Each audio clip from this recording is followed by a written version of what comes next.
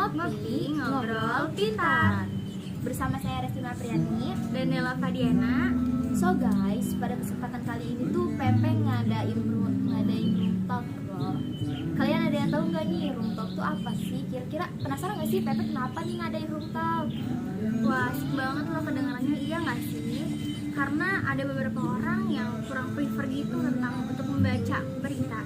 Dan rata-rata orang lebih suka ngobrol santai, iya nggak sih Res? Iya benar banget sih. Maka dari itu deh kita di sini tuh buat ngajak teman-teman semua nih. Kita buat nyari informasi-informasi baru dari yang tentunya sih narasumbernya luar biasa banget. Ada yang tahu nggak nih teman-teman, hari ini kita bakal bahas apa ya? Parah banget sih Del. Sebelumnya nih aku belum pernah ya kayak gini ngisi-ngisi room talk gitu. Apalagi ngobrol bareng narasumber yang wah banget lah gitu tuh, keren abis. Wah, sama banget loh. Tapi gak apa-apa guys, karena hari hari spesial banget. Karena kita mau bahas tentang mengapa wanita harus memilih. Bagus banget sih Del itu temanya. Suka banget hari ini tuh temanya luar biasa, narasumbernya juga luar biasa. Jadi mantap. Lihat sana, kamera sana ganti ya. Ya, pada kesempatan kali ini kita kedatangan guest star yang sangat amat istimewa dan luar biasa, yaitu Ketua HMJ TBI 2022 dan Duta Muslimah. Siapa nih guys? Penasaran nggak? Penasaran lah tentunya ya. Yuk, kita panggil dia Kak Hilmi Aulia Rahman dan Kak Dinda Fatimah. Kenalan dulu guys. Yang ini.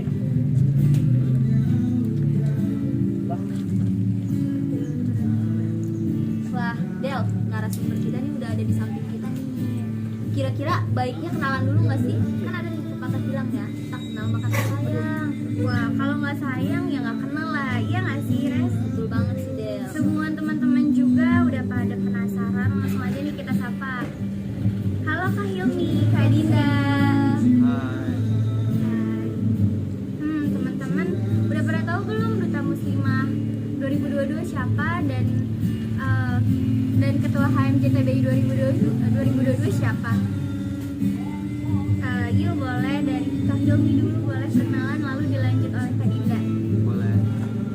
Halo semuanya, perkenalkan nama saya Hilmi Aulia Rahman. Saya adalah mahasiswa jurusan Tadris Bahasa Inggris semester 5 dan saat ini saya menjabat sebagai Ketua Umum Himpunan Mahasiswa Jurusan Tadris Bahasa Inggris. Terima kasih. Wah, keren banget sih Kak. Keren banget. Boleh dilanjut Kak Dinda. Ya baik, halo semuanya. Saya Dinda Fatimah. Saya adalah mahasiswa jurusan Tadris Bahasa Inggris semester 3, sekaligus sekretaris bidang pemberdayaan perempuan HMJ TBI, sekaligus Duta Muslimah Hijab Indonesia 2020. Terima kasih. Terima kasih Kak Dinda. Wah, keren-keren abis nih dua narasumber kita hari ini Del. Ada baiknya aku tanya dulu nggak sih? Iya Sama dong, salah satunya pastinya. nih. Kira-kira nih ya, aku mau tanya nih sama Kak Hilmi. Kira-kira kesibukan Kak Hilmi saat ini apa sih?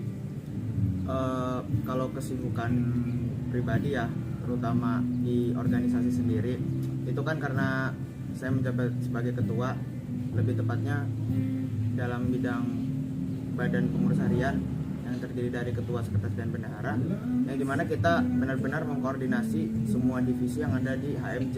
Jadi kesibukan kita benar-benar ya jauh berbeda dari kesibukan dari teman-teman masing divisi, karena kan masing-masing divisi biasanya hanya berfokus sama proker di divisinya masing-masing. Ya, betul. Sedangkan kita selaku BPH yang menaungi semua divisi, itu kita harus benar-benar mengkoordinasi gitu semua program kerja yang ada di semua divisi seperti itu. Jadi ya itu lumayan padat juga sih, karena kan setiap divisi pasti punya program yang waktu pelaksanaannya tuh hampir berdekatan seperti itu.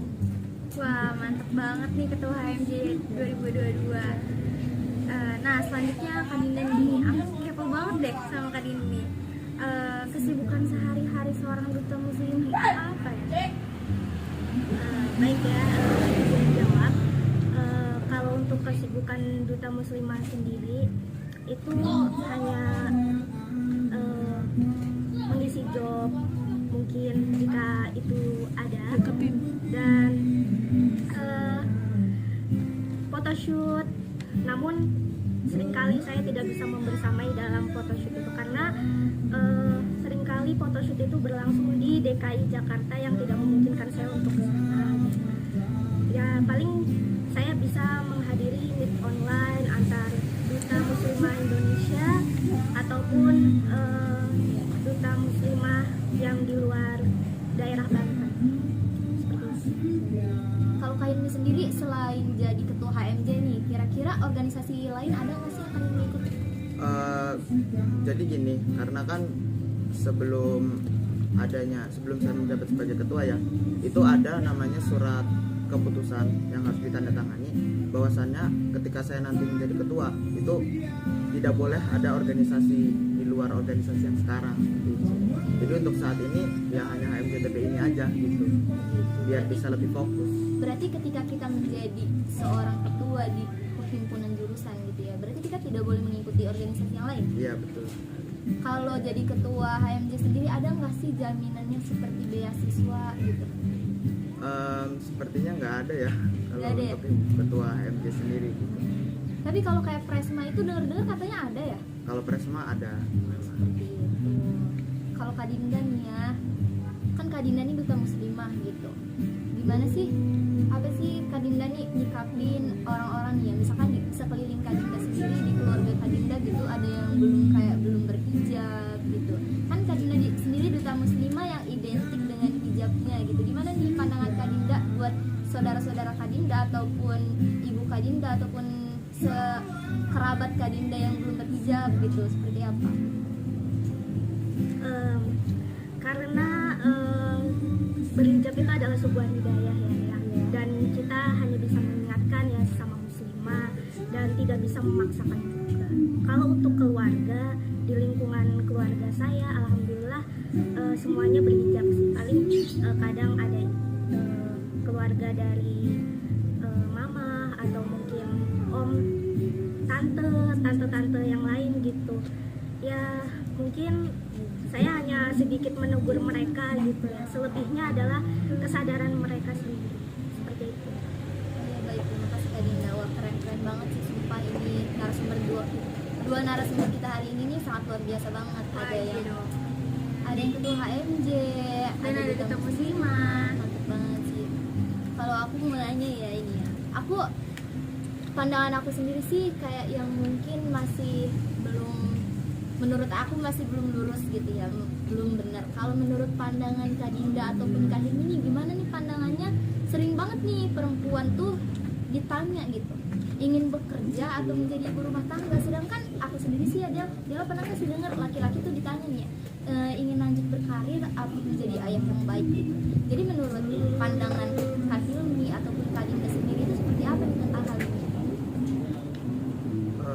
Maksudnya ayah yang baik tuh kayak gimana nih? Maksudnya cowok tuh nggak pernah ditanya Iya, pengen kan berkarir atau kan sering banget nih ya. Iya. Aku sendiri sebagai perempuan nih ya, sebagai perempuan anak pertama di keluarga aku ditanya ngapain sih kuliah gitu tuh, ujung-ujungnya kan jadi ibu rumah tangga. Nah sering banget tuh perempuan tuh kayak gitu tuh ya, identiknya tuh dengan ibu rumah tangga, ngapain berkarir gitu tuh ya, maunya bekerja atau berkarir, maunya bekerja atau menjadi ibu rumah tangga. Sedangkan aku sendiri nggak pernah nih dengar laki-laki misalkan Kak Hilmi ya, Hilmi gitu, kamu mau lanjutin karir apa mau menjadi ayah yang baik? Maksud dari ayah yang baik itu ayah rumah tangga mungkin ya.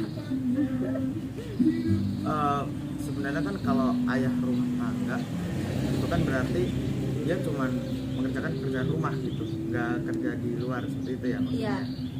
Sebenarnya itu kan dilihat dari sisi gimana pun gitu, itu udah salah sebenarnya, karena kan memang kewajiban laki-laki itu harus menafkahi keluarganya seperti itu. Cuman kalau statement yang perempuan tuh harus jadi ibu rumah tangga itu juga salah, karena setiap mau itu laki-laki atau perempuan itu tetap memiliki hak yang sama, mau untuk pendidikan atau pekerjaan seperti itu. Kalau menurut saya. Baik, kalau menurut Kak Dinda sendiri seperti apa? Tadi ya sudah dibahas oleh Resti juga mungkin ya, kalau misalnya kenapa sih selalu perempuan yang ditanya gitu, mengapa tidak laki-laki seperti itu kan? Iya, betul sekali. Izin dijawab ya. Mungkin karena memang stigmatisasi masyarakat yang sudah mendarah daging gitu ya. Kenapa sih perempuan bahkan sepertinya apa ya, setiap perempuan itu, setiap orang tua yang memiliki anak perempuan gitu, udah kamu lebih baik tidak usah sekolah tinggi-tinggi. Sedangkan seorang laki-laki itu dituntut untuk sekolah tinggi karena dengan alasan karena kelak laki-laki akan menafkahi keluarganya, dan menurut saya itu adalah stigmatisasi yang salah gitu. Bahkan di usia perempuan yang dibilang sudah dewasa gitu, seringkali perempuan berkelanjutan seperti itu ditanya kapan nikah, kapan nikah, jangan lama-lama dong nanti cepet tua gitu. Nah sebenarnya stigmatisasi seperti itu tuh menurut saya sangat salah sih. Masyarakat hanya menyikapi perempuan gitu yang seperti itu, karena laki-laki, kalau laki-laki tidak pernah ditanya seperti itu karena mereka beranggapan bahwasanya laki-laki itu kan kerja dulu, nikah kapan aja juga bisa gitu. Kalau menurut saya itu sangat salah gitu ya, karena banyak yang bilang semakin lanjutnya usia perempuan itu semakin susah untuk mendapat jodoh. Nah itu juga saya tidak setuju sih, karena sebenarnya semakin lanjut usia perempuan itu bukan semakin susah untuk mendapat jodoh, namun menurut pandangan saya sendiri semakin bertambahnya usia seorang perempuan itu semakin dewasa pula pemikirannya, semakin selektif terhadap laki-laki.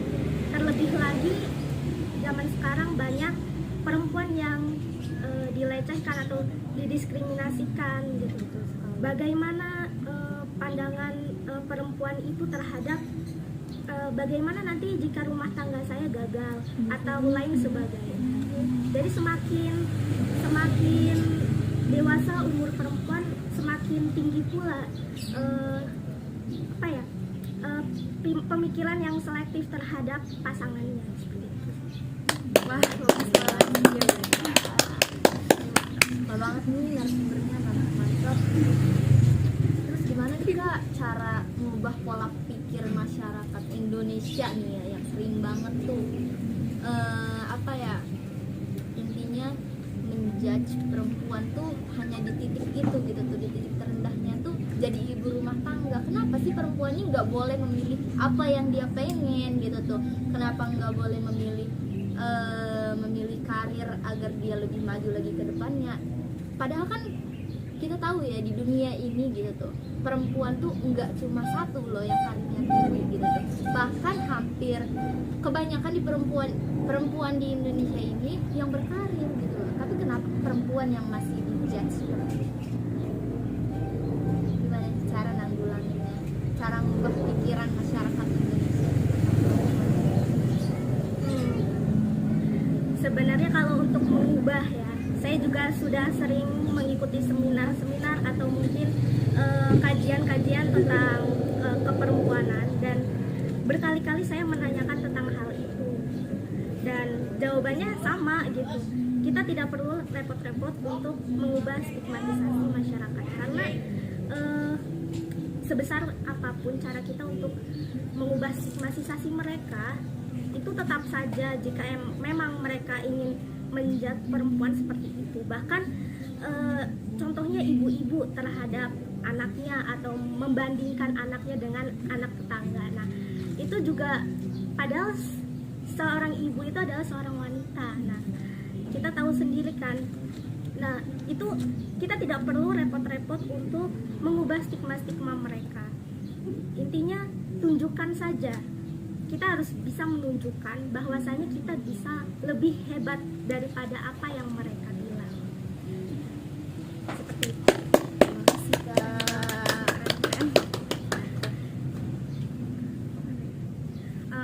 Aku mau nanya nih ya, bagaimana sih menurut perspektif kalian mengenai perempuan itu, perempuan yang sering kali dianggap menjadi korban ketidakadilan gender, dan apakah pria juga pernah mengalami hal tersebut?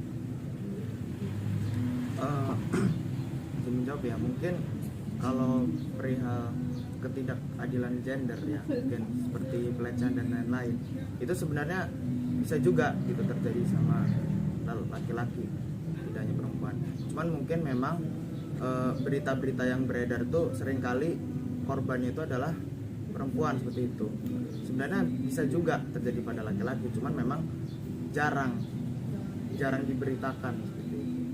Cuman kalau kasus nyatanya mah sampai saat ini memang saya pribadi juga jarang nemu sih korban dari laki-laki. Perempuan ya. Iya. Aku mau tahu nih, mau dengar pendapat Kak Dinda sendiri gimana nih? Saya setuju sih sebelumnya dengan Tum Hilmi sendiri ya, karena memang seorang laki-laki itu jarang mendapat ketidakadilan gender gitu, tapi mungkin ada saja gitu ya, karena memang segala sesuatu itu terpusat terhadap wanita, mulai dari wanita itu adalah aib, dan wanita itu nggak boleh ini, nggak boleh itu juga menurut saya termasuk ketidakadilan gender gitu. Kenapa wanita itu dibatasi jangan malam-malam pulangnya atau dan lain sebagainya, sehingga wanita itu tidak bisa bergerak bebas. Nah, menurut saya sih semuanya ya terpusatkan kepada masyarakat sendiri, pemikiran masyarakat yang sudah mendarah daging semenjak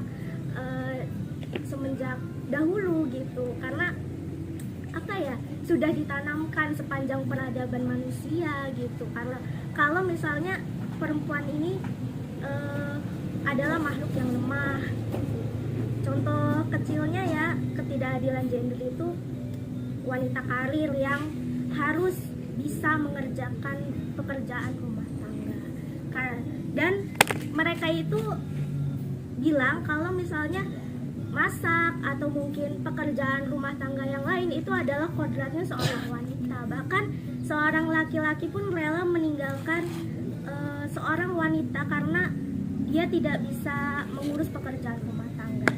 Namun bagi saya ya, mengurus pekerjaan rumah tangga itu bukan hanya tugas wanita saja gitu. Namun ada kalanya itu bisa dikerjakan oleh seorang laki-laki. Bayangkan jika halnya seorang wanita karir yang pekerjaannya sangat berat, misalnya guru ataupun dosen, dan ia harus mengurus segala kebutuhan rumah tangga, itu dicap sebagai wanita yang pemalas dan lain sebagainya. Nah, itu termasuk ketidakadilan gender menurut saya sendiri gitu. Kita tuh sebenarnya memang tidak bisa ya mengubah pemikiran-pemikiran itu gitu, karena memang semua itu ada dalam kesadaran diri mereka sendiri gitu. Karena sulit mengubah atau meluruskan oknum-oknum yang seperti itu begitu. Jadi ya salah satunya adalah kita harus bisa melangkah lebih maju lagi sebagai bukti bahwasanya wanita bukan hanya bisa kalau wanita itu bisa melakukan segala sesuatu yang bisa dikerjakan juga oleh laki-laki. Nah, pertanyaannya gitu, pertanyaan saya juga masih bertanya-tanya gitu. Perempuan bisa mengerjakan apa yang laki-laki harus kerjakan. Kenapa laki-laki juga ya menurut saya itu enggan gitu mengerjakan apa yang wanita kerjakan, seperti urusan rumah tangga, mencuci ataupun mengurus anak gitu. Itu semuanya dilibatkan oleh perempuan gitu, kepada perempuan sendiri. Nah, itu termasuk ketidakadilan gender dalam rumah tangga. Nah, adapun dalam pekerjaan, yaitu seorang akademi ABRI ataupun tentara militer, itu alasannya harus laki-laki gitu ya. adapun jika ada itu tidak diizinkan menjadi komandan, dan menurut saya itu juga adalah ketidakadilan gender seperti itu. Wah, aku setuju banget sih sama pendapat Kadin dan Kak Hilmi mengenai ketidakadilan gender yang marak terjadi di Indonesia. Walaupun dimanapun juga banyak ya tentunya. Banget sih. Oke, aku mau nanya lagi nih. Serba wanita ya dominan. Sering terjadi nih di kehidupan kita sehari-hari problem tentang perselingkuhan. Dalam kasus tersebut dari pihak yang sering disudut-sudutkan ialah dari pihak perempuan. Sedangkan kita tahu seorang pria juga dalam hal ini sangat dominan perannya. Lalu bagaimana sih tanggapan kalian tentang hal ini? Kalau perihal perselingkuhan ya, masalah yang didominasi oleh pria atau wanita, itu sebenarnya pro dan kontra juga. Mungkin ada beberapa orang beranggapan laki-laki yang paling sering melakukan perselingkuhan. Ada juga beberapa yang didominasi oleh wanita mungkin berpendapatnya. Tapi yang saya baca ya, seperti yang udah disampaikan Dinda tadi, namanya perempuan itu semakin bertambahnya umur, maka pemikirannya akan semakin dewasa. Dia pasti memilih-milih gitu mana yang baik dan mana yang benar. Sedangkan kalau laki-laki secara psikologis, mau dia bertambah umur sekalipun, terkadang masih ada sifat-sifat kekanak-kanakannya. Nah, itu sebenarnya salah satu penyebab terjadinya perselingkuhan gitu. Mungkin gampang bosan apa bagaimana, sehingga akhirnya muncul statement bahwa perselingkuhan itu didominasi oleh laki-laki, seperti itu. Itu berarti apakah perselingkuhan atau menduan ya itu dibenarkan apa tidak sebenarnya? Ya mau bagaimanapun juga itu nggak boleh sih. Kalau kamu sendiri nih nanti gimana nih? Waduh. Sebenarnya kembali lagi ke diri masing-masing ya, bagaimana kita memilih pasangan hidup gitu. Apalagi kan namanya pernikahan itu kan bukan main-main ya, nggak bisa dilakukan 2 kali 3 kali seenaknya gitu. Pernikahan itu ya sekali seumur hidup, udah gitu, itu aja. Kita lihat. Kita lihat. Dan kalau bisa diulang tidak pertanyaannya? Jadi gini, sering kali kan di Indonesia maupun dimanapun itu sering kali ini masalah perselingkuhan gitu ya. Yang disudut-sudutkan itu perempuan, padahal peran laki-laki di masalah perselingkuhan ini tuh laki-laki yang lebih dominan. Dan kenapa sih pihak perempuan tuh selalu disalahkan gitu tuh? Bagaimana sih tanggapan Anda?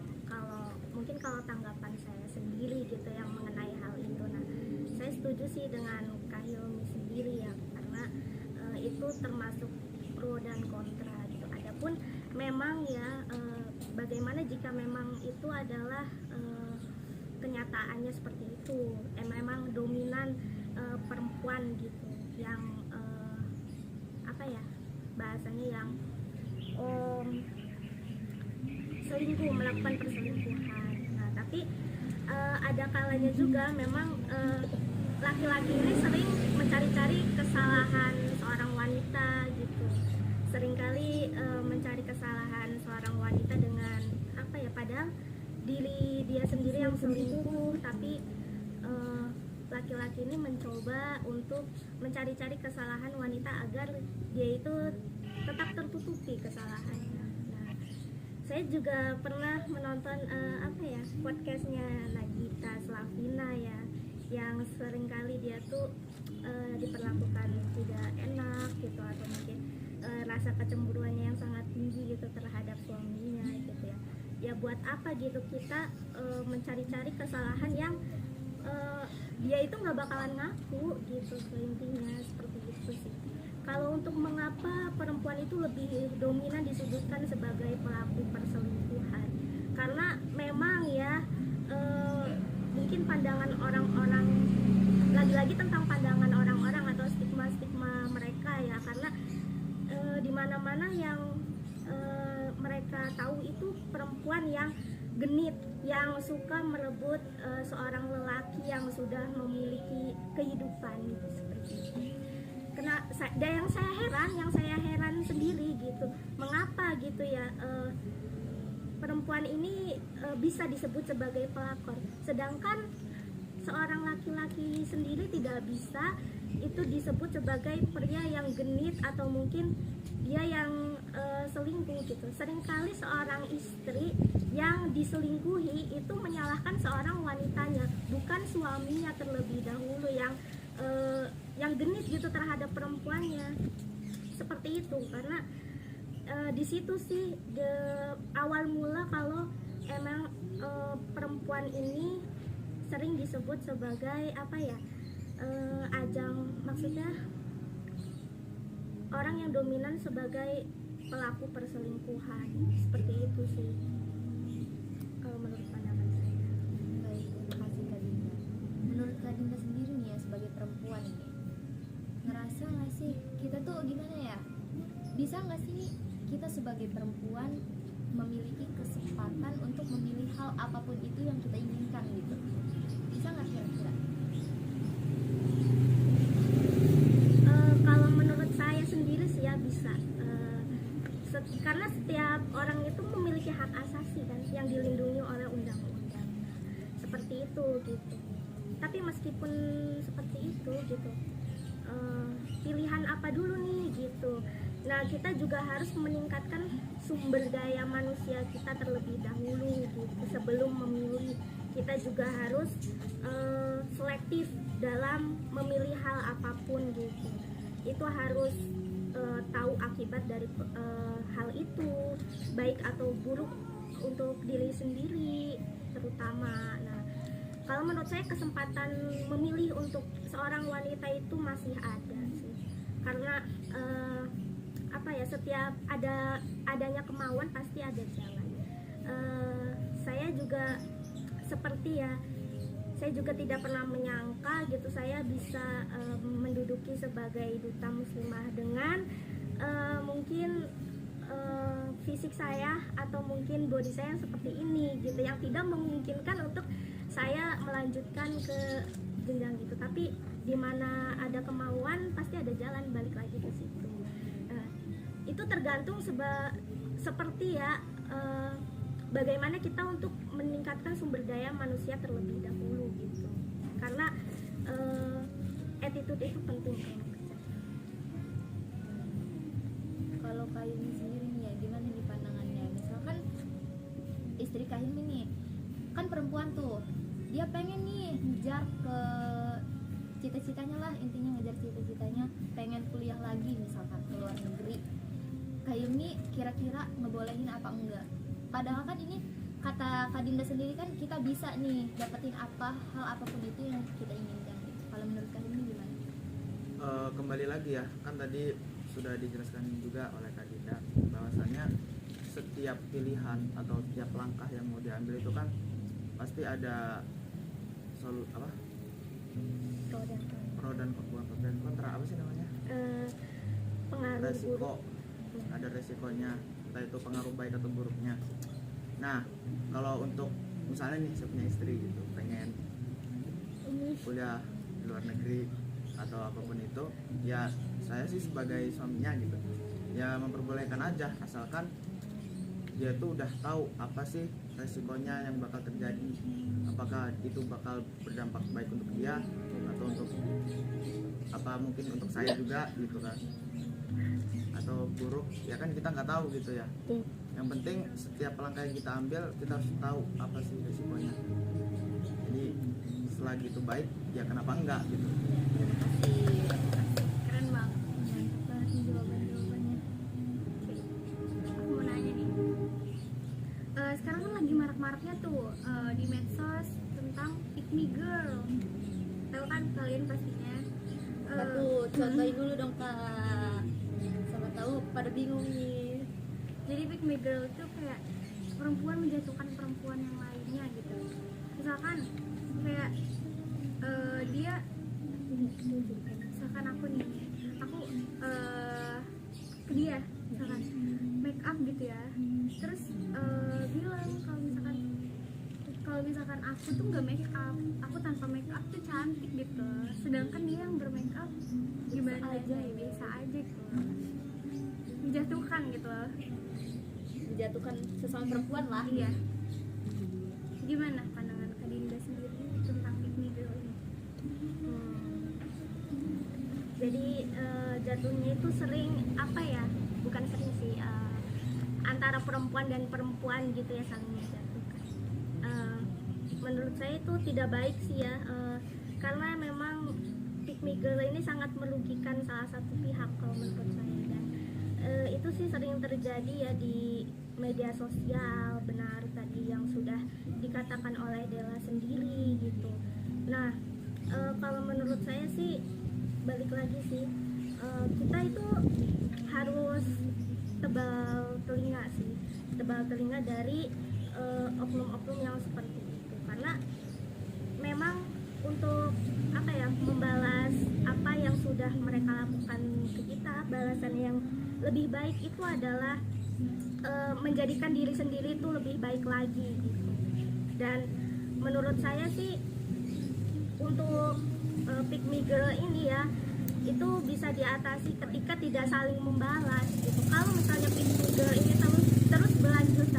terus berkelanjutan gitu antara pihak saling membalas, itu tidak akan terselesaikan masalahnya dan akan terus berlangsung gitu. Ada kalanya kita sebagai seorang wanita yang baik gitu ya, ada kalanya kita harus mengalah, tapi mengalah ini bukan untuk kekalahan yang sesungguhnya ya, dalam arti menjadikan diri kita lebih baik lagi, jadikan cemoohan itu adalah motivasi kita selanjutnya. Jadi pick me girl ini itu tidak akan berkelanjutan apabila pihak yang lain tidak membalas itu sendiri. Dan memang yang tadi sudah saya jelaskan, untuk membalas itu alangkah lebih baiknya untuk menjadikan diri kita sendiri lebih baik lagi. Seperti itu pendapat saya. Kasih Kak Dinda. Suka banget hari ini narasumbernya, benar-benar wah keren abis.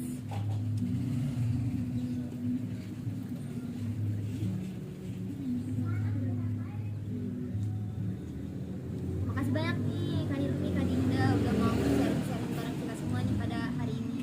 Kasih Kak Dinda. Kira-kira Kak Hilmi sama Kak Dinda tuh seneng gak sih kita ajak sharing-sharing bareng nih?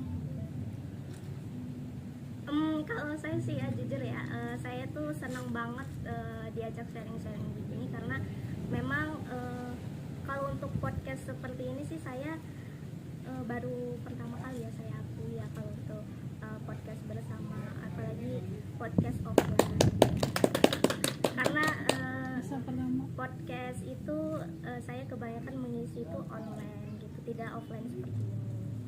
Ya saya juga sangat bangga sekali bisa berpartisipasi hari ini untuk bidang pemberdayaan perempuan, bidang saya sendiri. Dan saya harap untuk kedepannya podcast-podcast seperti ini akan dilanjutkan oleh generasi selanjutnya. Amin.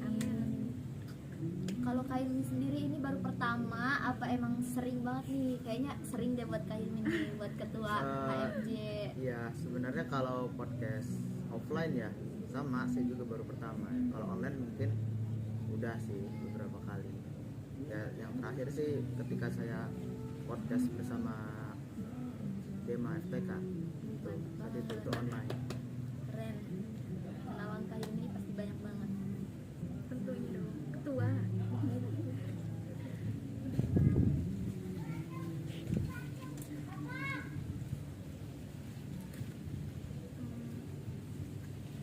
Memang terkadang sebagai perempuan membuat pilihan seringkali menjadi tantangan tersendiri. Kerap kali kita dikasih pertanyaan bekerja atau menjadi rumah tangga, yang artinya seolah-olah memilih salah satunya akan mengorbankan yang lain. Jika kita memilih bekerja, seakan-akan melawan kodrat. Sementara jika memilih menjadi ibu rumah tangga, kita dianggap mengorbankan sebuah bakat. Banyak pandangan yang memandang perempuan hanya dengan sebelah mata. Bahkan dengan gampangnya orang-orang memvonis perempuan emang ribet.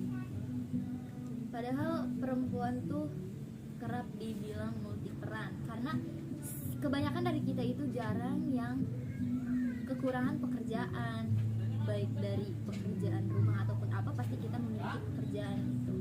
Aktif di setiap kegiatan pengajian, misalnya bekerja di rumah dengan jam kerja yang fleksibel dan beragam bentuk lainnya. Dengan begitu sangat jelas nih, tentu perempuan di dunia ini tidak sedikit yang menjadi yang sangat luar biasa tentunya ya teman-teman. Jadi jangan ada yang memandang perempuan itu sebelah mata tentunya. Nah, sudah jelas sekali nih teman-teman bahwa perempuan tidak sepantasnya dihina dan dipandang sebelah mata. Ya mungkin hanya sekian saja nih podcast kita hari ini. Tentunya narasumber kita juga mempunyai kesibukan yang lainnya. Kita tidak bisa membersamai teman-teman semua sampai jam selanjutnya. Mungkin kami hanya berhenti di sini saja. Insya Allah di next time kita bakal ngadain podcast lagi. Ya semoga